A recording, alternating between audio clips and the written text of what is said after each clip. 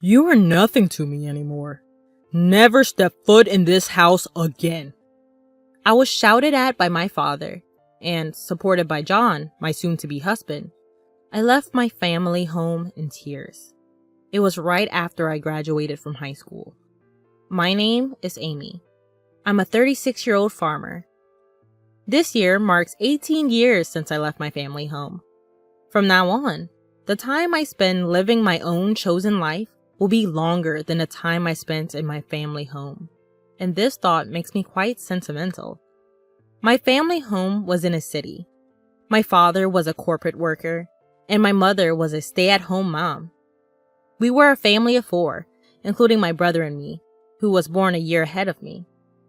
My parents were the kind of people who ranked their children clearly, so my brother, being the heir, was always given priority. The quality of our meals and the grandeur of our birthday presents were always superior for my brother. He boasted about his superiority and always bullied me. There were times when I felt lonely, and there were times when I cried out, "I want attention too!" But my parents never changed, so I gave up completely. The event that changed my life happened in the summer of my second year of high school. My brother was studying for a college entrance exam, aiming for a top-tier university. His mock exam results were not good at all, so he was always on edge, taking out his frustration on me at every opportunity. My parents, as if handling a fragile object, treated my brother with utmost care and gave me household chores that didn't allow me to have time to study. Because I was performing better academically than my brother, they tried to lower my grades to improve my brother's mood. It didn't make any sense. At that time, I heard about a rural experience program from a teacher. At the high school I was attending, students could participate in a 2-night, 3-day rural experience program if they wished. Participants stay at a host farm, harvest vegetables, cook together, and experience country life. I, who was troubled by my family environment, decided to participate bravely. But my father objected, saying, "Agriculture is something only fools who can't get corporate jobs do for a living." And my mother scoffed at me, saying, "Are you crazy? Willingly experiencing manual labor?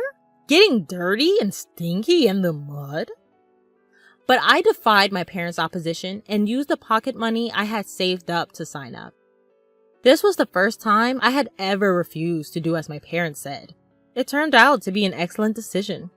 For me, who was starving for familial love, it was truly a wonderful experience.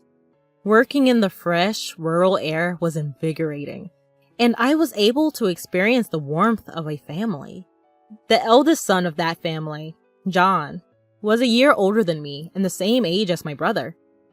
At first, I was a bit wary, simply because he was an older guy.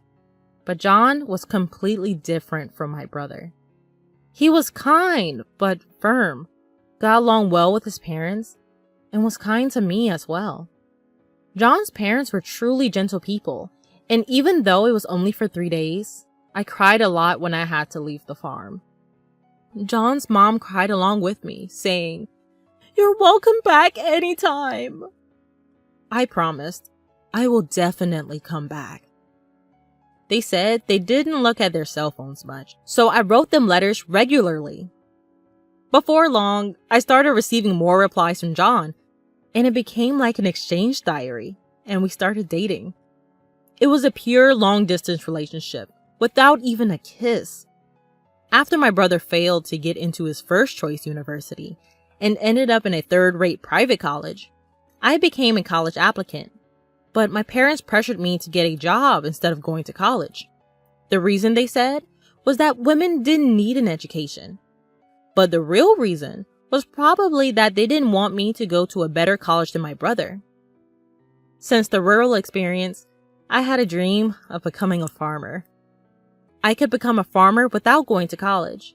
But John was a college student and had moved to the city. So I thought I would go to college and aim for a new kind of farming.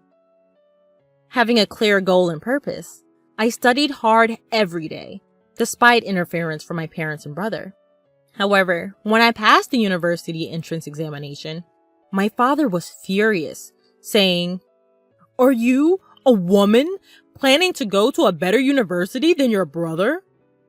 My mother also said, "We don't have money to spend on you. Your brother needs money, so you should work and bring money home."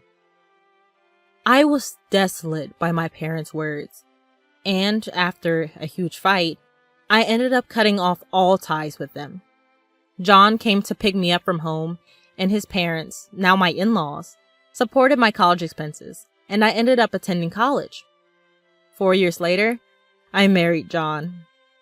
I never contacted my parents or brother during my college years, but when my in-laws said, "We have to at least give them a heads up about the marriage," we visited my childhood home for the first time in 4 years. Right after graduation, things were chaotic, and it was also planting season, so we couldn't make the visit until the beginning of summer. My in-laws, my husband, and I all had sunburnt, darkened faces from working outside, but my parents and brother openly ridiculed us. My mother asked, "No offense, but how old are you exactly?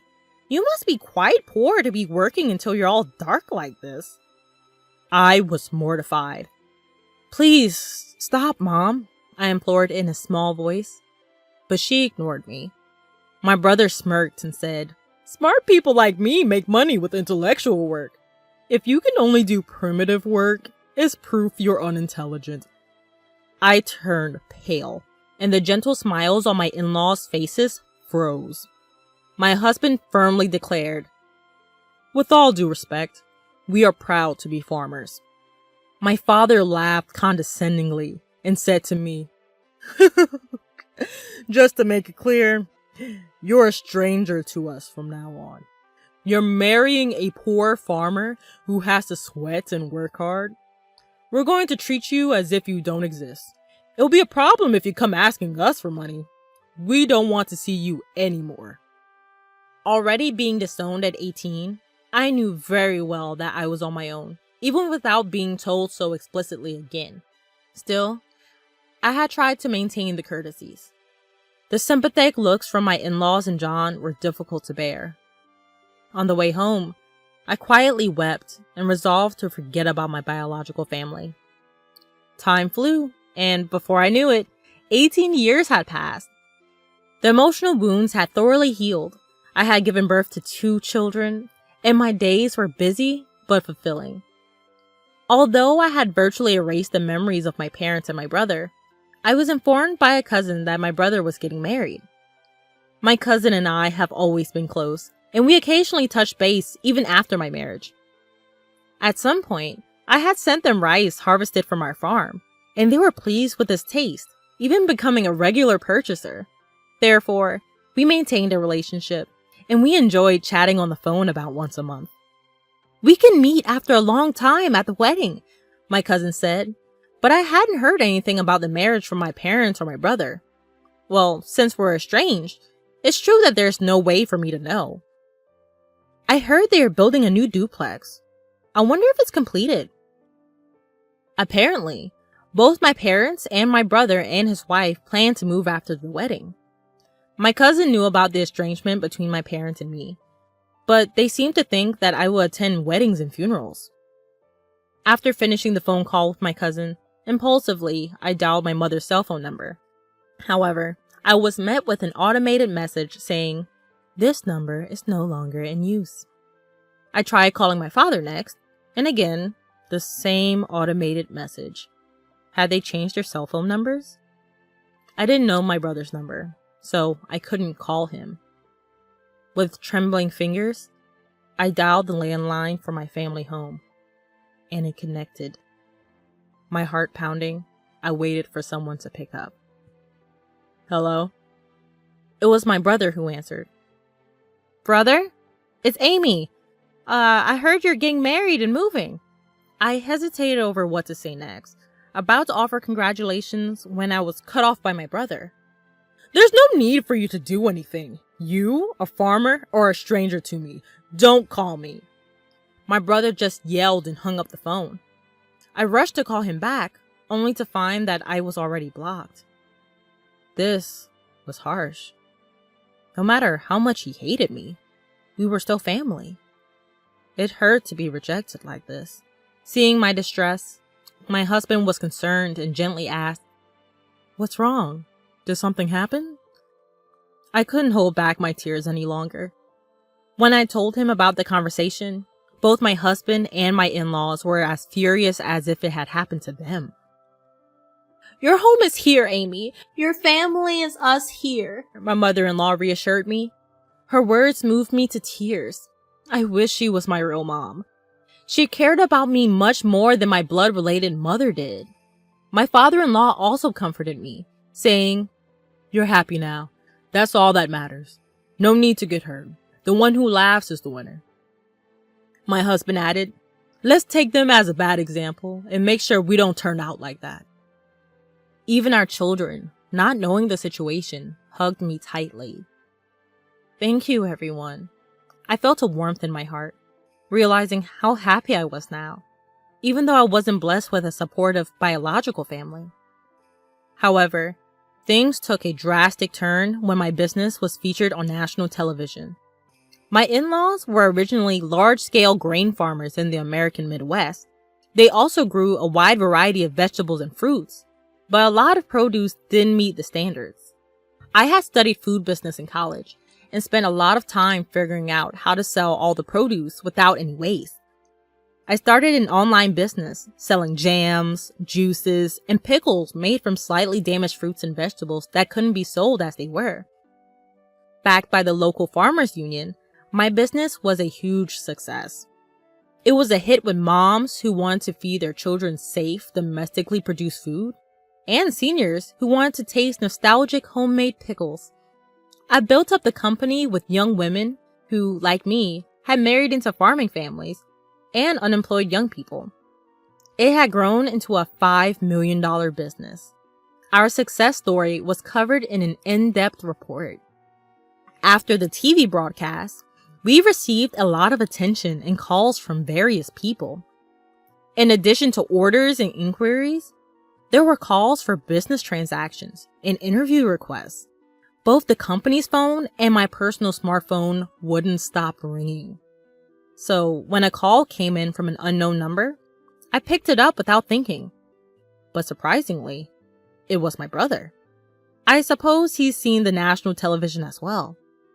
He must have heard about my success. Barely exchanging greetings, he said, "I'm thinking of starting a business. Can you lend me some money?" Excuse me? My answer to that would be no. I felt a strong aversion and coldly rejected his request before hanging up. Then he called again. "Stop arguing and give me the money.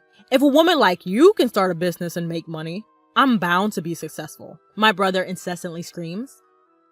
That's not how someone who wants to borrow money should behave, and I wonder where he gets that confidence. It's funny, because it was my brother who said that I, a simple farmer, was a total stranger to him. I didn't respond to my brother, but instead I asked something that had been on my mind for a while. "Hey, who decided not to tell me about the move?" "Huh? Of course, it was me. My wife, she's a city girl. The moment I mentioned you, she said we should cut ties." So, that's how it was. I didn't want to hear more, so I hung up and blocked his number. I realized that my brother's wife, whom I never met, seemed to have the same character as my brother and my parents. The fact that my brother saw me on TV might mean that my parents saw it too. A few hours later, when I thought I was getting another call from an unknown number, it turned out to be my father. "Why are you the boss? Did you steal a man's job?" he demanded. I answered, "Well, both John and my father-in-law are involved in the farming business, so it's only natural." In reality, it's called large-scale consolidation, and it's become advantageous to incorporate if you're a somewhat large farm. My father-in-law is the president of the local agricultural association, and John has incorporated his in-law's share and is the president of that corporation. Maybe my explanation convinced him, because then he said, "You're distant. Why didn't you contact us?" I was dumbfounded inside and responded, "It was you who disowned me. I'm hanging up now." And I hung up and blocked his number. A few minutes later, I got a call from my mother. "Why aren't you giving your brother money? You're making $500 million a year, aren't you? Send money home. We're your real family. Have you forgotten all the favors we've done for you, raising you up? At least give us $300 million. Or at least $250 million. My mother was the most aggressive of all. Even though the business makes $500 million, that's total revenue. After paying for expenses and employee salaries, I barely have any left over. I exaggerated a bit, and my mother instantly retorted, "You're lying! There's no way that's true!" I was getting irritated. My mother persistently demanded money, but I wondered if she wasn't embarrassed. "I'm not going to send money, whether I have it or not. We're strangers," I said, then hung up and blocked her number, of course. I thought that was the end, but I was wrong. My parents and my brother's wife, who I'd never seen before, showed up uninvited at my in-laws' house. My father said, "Hey Amy, you want to hear the surprise? I'm revoking the disownment." I was stunned at how desperate they were for money. My mother-in-law asked, "What on earth is going on with you people?" Expressing their discomfort. Even my father-in-law and mother-in-law were glaring at my parents in silence, and the employees around had gathered, looking at my parents with stunned faces. My brother must know he is not welcome here either. "Huh? The real blood-connected family is us. We have the right to get the money you earn too." The woman who seemed to be my brother's wife nodded in agreement with his words. I was furious. "I don't think so. Even though we had a blood connection, there was no emotional connection at all. You treated me like a stranger and abandoned me." The emotional scars from being abandoned by my biological family were revived, and I was on the verge of tears again. At that moment, John came and stood next to me. "Amy is now a part of our family. Even without you disowning her, we are perfectly happy. Please go home." He defended me and declared firmly. The employees also criticized my parents in unison. "Exactly! What are you thinking? How rude." There are many people on my side here. When I thought this is where I belong, I felt profoundly happy. My brother began to get angry. "Shut up! Shut up, you country bumpkins! You're all low-educated trash, aren't you? Obey what we say in silence," he ranted. Then John replied, "Well, both I and my father are Ivy League graduates, and Amy has graduated from a well-known university for agriculture," casually revealing our educational background. "What? Despite being graduates of top universities, why are you farming?" my brother yelled in surprise. Perhaps for my brother, who graduated from a low-ranking university, the title of university graduate was his only pride, and he probably didn't expect to lose in terms of educational background. With a cool face, John said, "Farming is a respectable profession. We can fully utilize what we've studied in college." I couldn't help but burst into laughter at that scene. Brother, you've lost to John in everything. I managed to laugh and somehow felt relieved. Maybe I was too afraid of my brother and parents. Let me say this clearly one last time. We are already strangers. I stopped speaking for a moment, deliberately changing to a polite tone. "So I can't lend or give money to strangers. Please leave. If you make a fuss or act violently, I'll call the police and take legal action." I declared our severance clearly.